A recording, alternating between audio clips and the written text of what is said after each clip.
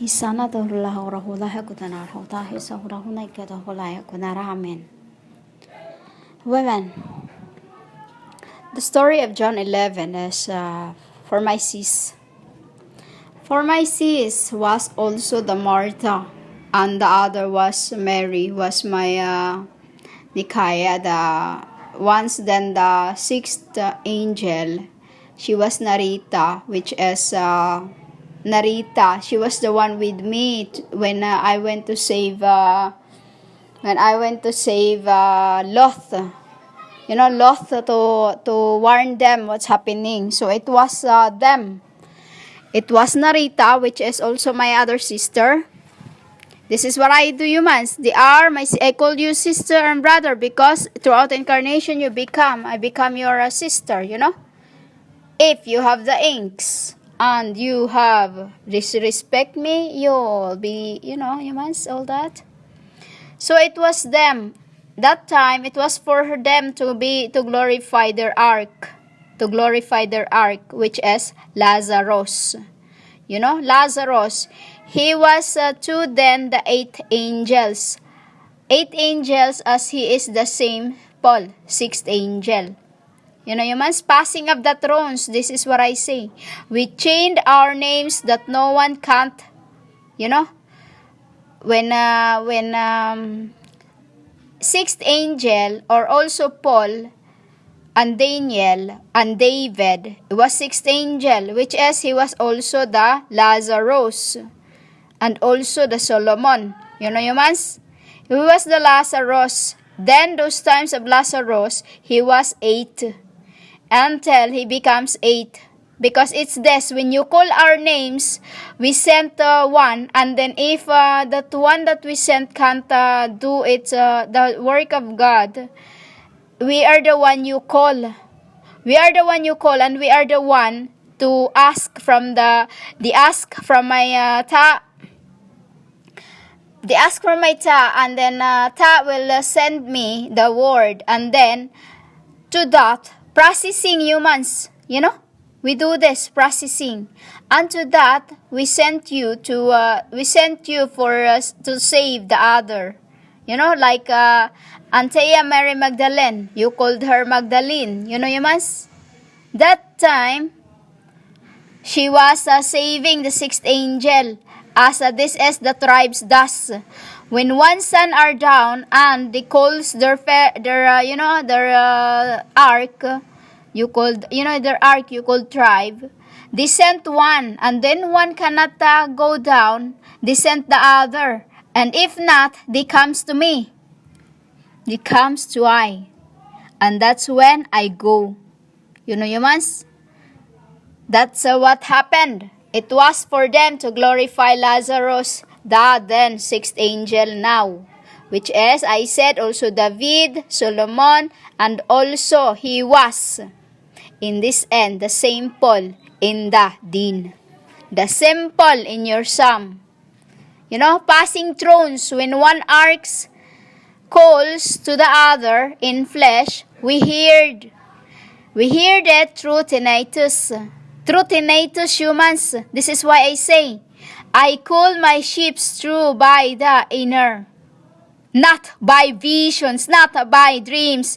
It is my graveyards. Meaning to say, Jezebel.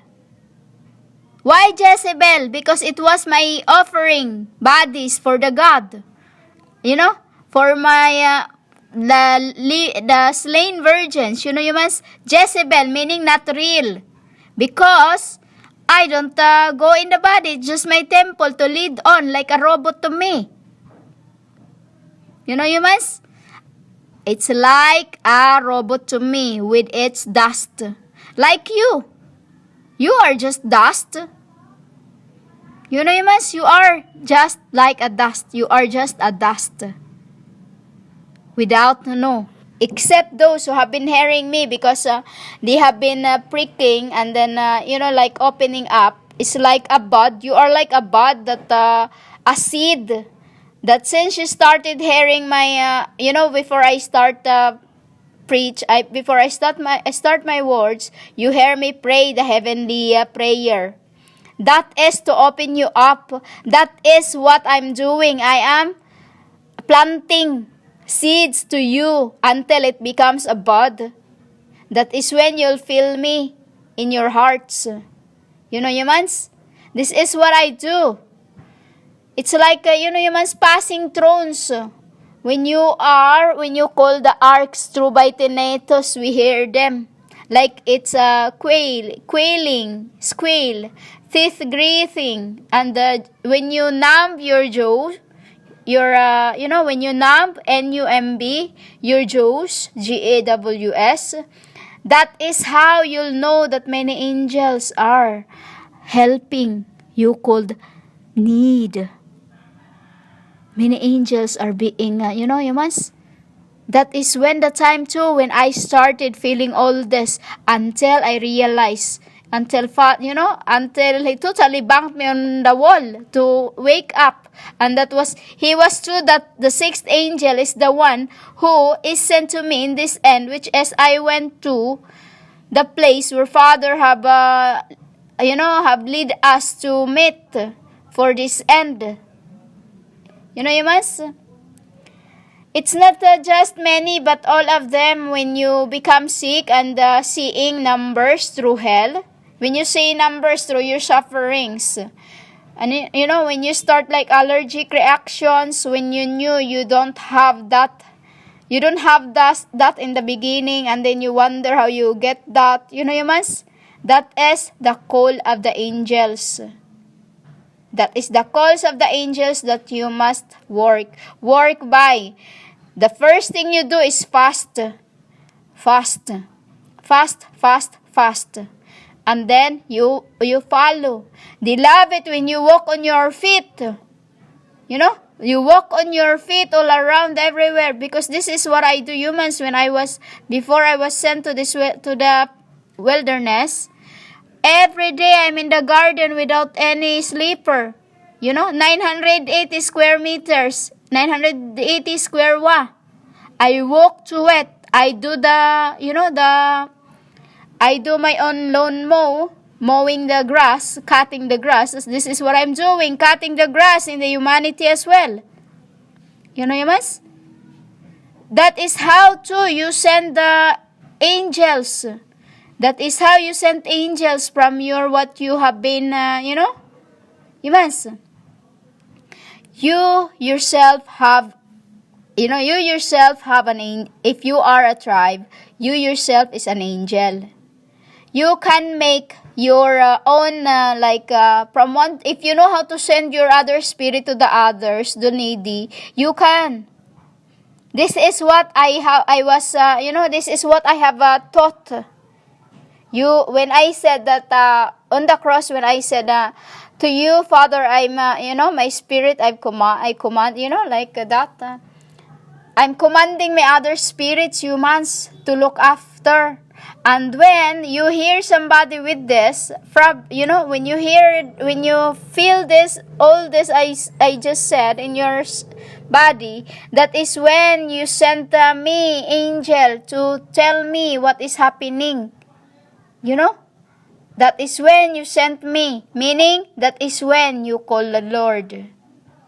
Not by just little thing, you receive this, you will say, you thank me, yet I say you do not know me. Humans, you are all sent in the world to do your thing, not to blaspheme your gods, to vain. Every day, every second, you speak our names. That is vain, that is void. Humans? Humans, when you knew that all these reactions is happening, that is when you sent me, your guide, your other spirit. That is when you say, you call me Lord. Not by just every little thing you speak our names. Just every little thing you mention the names. That is when you become insolent and disturbing those who once was living in heaven. Humans, You have to carry your own cross, not by preaching the word of God, not by feigning your God's name. In every little thing you thank Lord, you don't even know it's Lord when it's written in your book. You do not know me. You are not what you think you are. Because in the beginning, it's your job to do. You are here to school. You only call when you really have to, when you really, you must. When you're sick. You must. In the beginning, you're an angel sent to the world. You know? When I say I knew my people, I knew my sheep.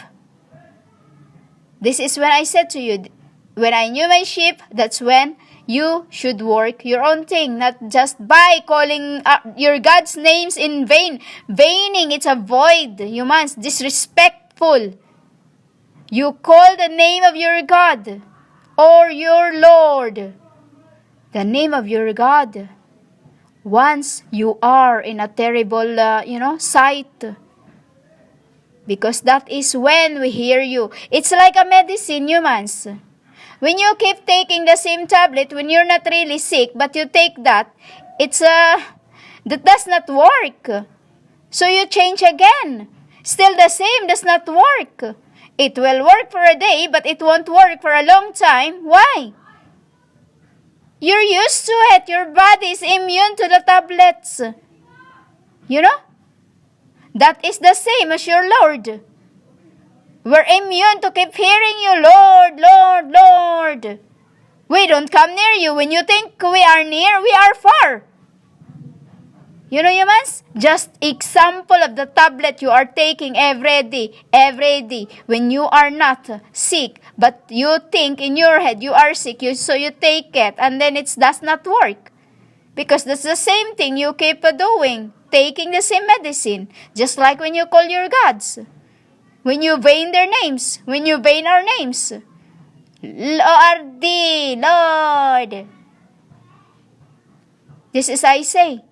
When you think we're near, we are far away. Why, humans? Because you think you are right when your heart is on the left. You understand? Humans. All this has to be for this glorification. To glorify the arks. Just like the story of Lazarus. To glorify the arks. You know, humans? Humans. You have been free with all the things I have given thee. You know? But you have not helped my children, she calls angels, sending them natural energy from working under your feet without receiving any ungodly kinds of attentions, loving worldly fame, receiving honor by appreciate humans when you are being appreciated. You love it. You love it. This is what I say to you. You are ungodly, idolatrous. You know, humans? Why? Because you have not done the work, and then you think you have done the work, and then when you are being preached, when you are being praised, woman, this is I am jealous with it. When you praise, because you know why I'm jealous, humans, when you are being praised? Because it is my knowledge that you are giving, yet you receive the praise when you should send it back to the Maker. You know, humans? Why, humans? Because in this end, humans, when I receive praise, I say, let my Father receive. This is how you glorify your gods, not being idolatrous and adulterers. You receive praise, and then you don't, humans. You love the attention, you love the praises when it is not for you, should have been for your gods. That is when you become idolatrous, adulterers, receiving to glorify yourselves when you should glorify your Maker, the one you... Dillahara, we will see you at the actual death. Humans, when I receive that, I say, let my Father receive, or let my arks receive. I don't take any glorification. Like I said, I don't seek to glorify myself. But there is one that wants me to be glorified, tax collector. There is one that punishes if you dishonor. Mas? Because Mas, it's you when you are being praised and then you receive the praises of yourselves, your fame, attention. It's not worthy. It's not worthy, humans, when you receive it yourselves, glorifying yourself. It's not worthy, humans. Why? Because in the end, you still be killed. Humans. This is why I say you should not use the book as to glorify yourselves, because it's for my arks, my children's, those who's been slain to be glorified for this end.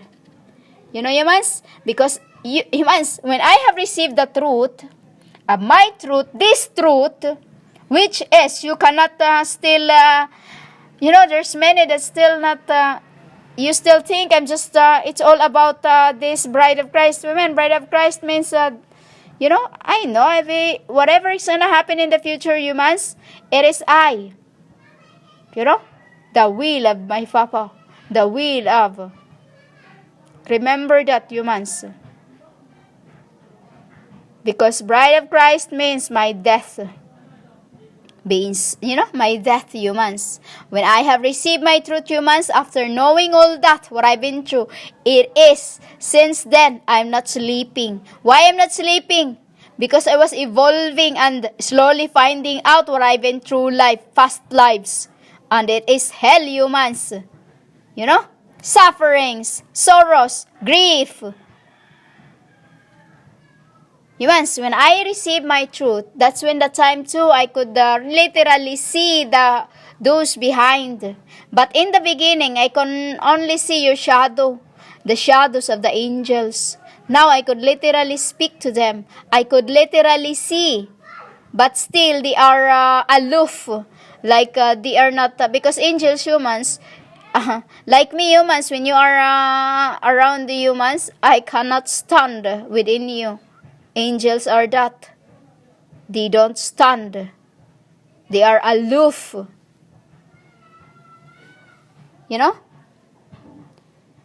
That time I received my truth, humans, what I see behind you is this. Many of you you're like, I said this in the other record, you call video. When you have feet that you can see in your eyes, to me, there's nothing. Because you are like, you are like, de lahara. You are like shark that been fillet. Humans? You are like this. Except my people, humans, because I knew them. Like I told you, I knew my sheep. Why? Because I can see them, what lies behind them, what lies behind in their form. But you cannot, humans, yet you fellowship with your devil father, Humans. You don't realize that your whole nations is about to crumble. You know nothing at all. You are like of those Pharisees, perish, Woman, I am cleansing the entire universe before my Passovers. Before my Passovers. Like you, false prophet, you are idolatries, adulterers, Judeans. You don't even care about the poor at all. You just keep taking what's not yours, selling my pearls. Pearls is the word you call Bible. I am the book of life, humans, you call Bible. Because I knew what's written in there, but you don't know what's written in there. You've been trampling your God's name, veining veining your maker. Humans, that is a thing that you have really, really have done. Why your nations is perishing. Lawlessness in you Americans. Humans. In the end, what I take from you is whole parts. You abuse me, the knowledge, the book, the Bible. You use day by day, every second. You speak our names. You are an insolence, disturbing the deads. You will not have me in nor, and I can't, and I will not save you from the great and the great. You know, they are coming. As you humans have not a right to call yourselves prophets, because it is I that calls you by names. You know, humans? The only one in this end that is John, as he is written. He is written to prophesy to the end of the world. End of the world is this end, humans. What is he doing? Who is he? Sadhu Sandhar Silbare. Sundar, we call him Sandhar. Sadhu Sandhar. Sandhar in heaven. Why Sandhar? Because what's in him is just a spirit. What's in him is just a spirit. From Sundar to Sundara. I am the Sundara. I am a spirit in this form. You know, humans? That's not what you don't get. This is why I said to you, your whole nation is perishing, all that, yet your lawlessness is still and crumbling in your heads, because you think you are right when the heart is the left. You get that, humans? You are not whole enough to prophesy. You are not been working. You are not. Your other parts is in every part of dimensions where it is sent to work, depending on what it's done in the beginning. You know, humans? It's like your fingers. 3 of your fingers are thrown to the fire, and then your hands are thrown to the lawlessness of the parts of the earth. Where's the lawlessness of the parts of the earth? On your feet. You know, humans? You think when I washed my apostles' feet, it was just for nothing. Humans, it's all about the parts of you.